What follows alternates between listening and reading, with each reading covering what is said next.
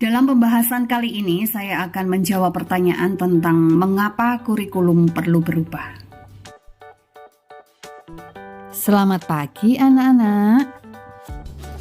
Selamat pagi juga, Irin.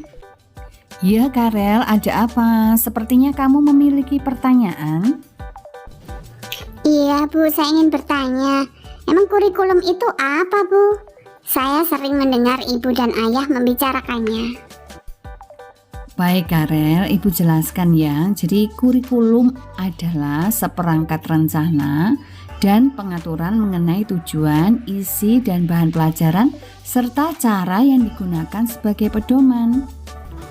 Jadi seperti rencana pembelajaran gitu Kak Bu? Betul cuy, kurang lebihnya seperti itu.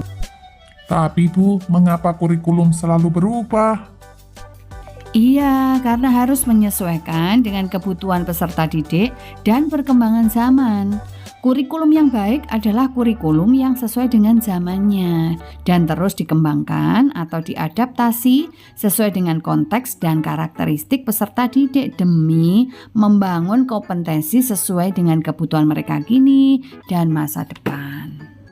Coba mengingat lagi, terjadinya pandemi COVID aja sudah meluluhlantakkan dunia pendidikan sedemikian rupa.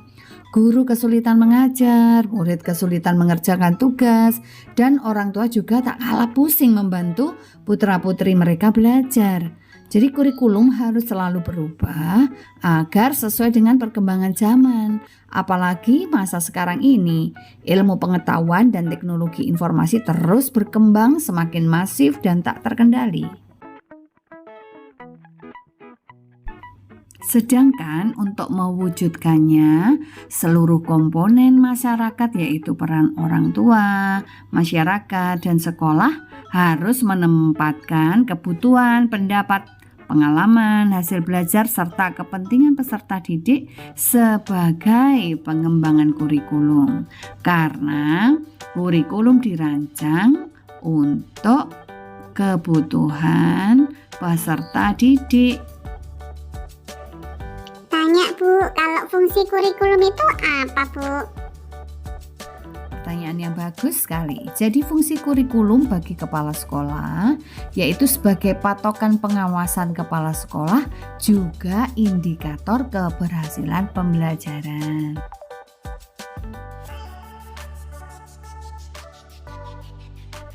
Sedangkan fungsi untuk guru yaitu sebagai pedoman pengajaran pada siswa. Di kurikulum memberikan patokan yang jelas tentang proses pengajaran, juga materi yang harus diberikan pada anak didik.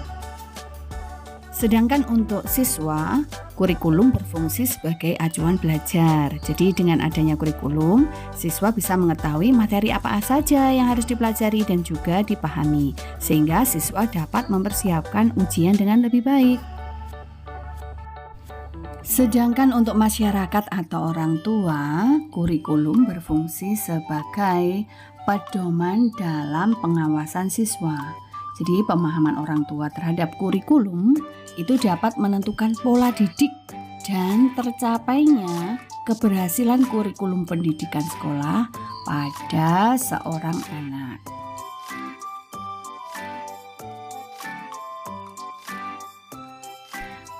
Kesimpulannya, kurikulum itu perlu mengalami perubahan sesuai dengan perkembangan zaman. Kurikulum bersifat dinamis dan terus diadaptasi sesuai konteks dan kebutuhan murid untuk membangun kompetensi sesuai masa kini dan masa mendatang.